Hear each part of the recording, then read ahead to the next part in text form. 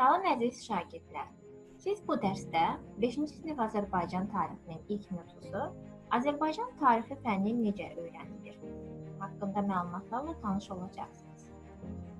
Biz tarixi necə öyrənirik? Qədim insanların işlətdiyi əşyalar qalın torpaq qatlarının altında qalmışdır.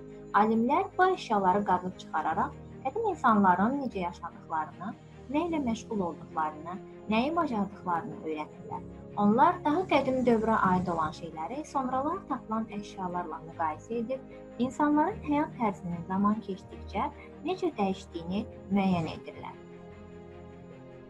Tarixi öyrənmək üçün bizə tarixi mənbələr kömək edir. Tarixi mənbələr 4 qrupa bölünür. Maddi mənbələr. Maddi mənbələrə daxildir silahlar, əmək alətləri, tikililər.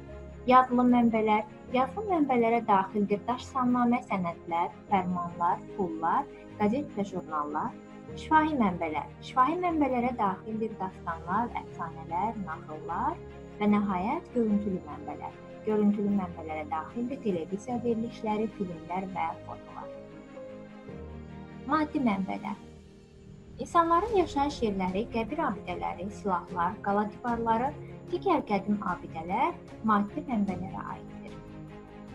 Bu mənbələr insanların həyat tərzini, adət-ənənələrini, dini inanclarını və onların həyatında baş vermiş digər prosesləri öyrənməyə kömək edir. Yazılı mənbələr. İnsanların təcrübəsi, bilikləri artdıqca, onları nəsildən nəsilə şifahi ötürmək çətinləşirdi. Tədricən insanlar yazını ixtira etdilər.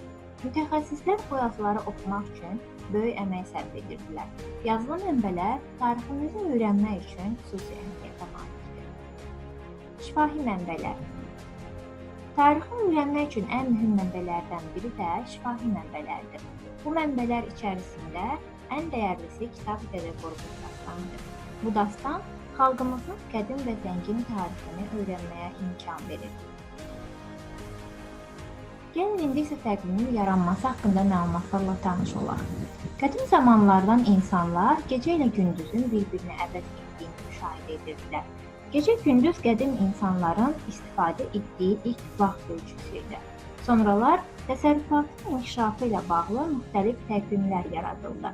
Biz hazırda miladi təqvimdən istifadə edirik. Bu təqvimdə İsa Peyğəmbərin anadan olması, yəni milad, başlanğıc hesab edilir. Bu isə tarixdə era adlanır. Bəs tarix necə hesablanır? Miladdan əvvəlki dövr eradan əvvəl, sonraki dövr isə yeni era adlanır. Tarix özü isə minilliklərə, əsrlərə və rüblərə bölünür. Eradan əvvəl baş vermiş hadisədən yeni erada baş verən hadisəyədək nə qədər keçdiyini bəs necə hesablayırıq? Məsələn, Manna dövləti eradan əvvəl 1-ci minillikdə meydana gəlmişdir. Yeni eranın başlanğıcından isə artıq 2000 ildən çox zaman ötür. Manna dövlətinin yaranmasından nə qədər keçdiyini bilmək üçün 2000 il ilə 1000 ili toplayırıq. Deməli, Manna dövlətinin yaranmasına 3000 il vaxt keçmişdir.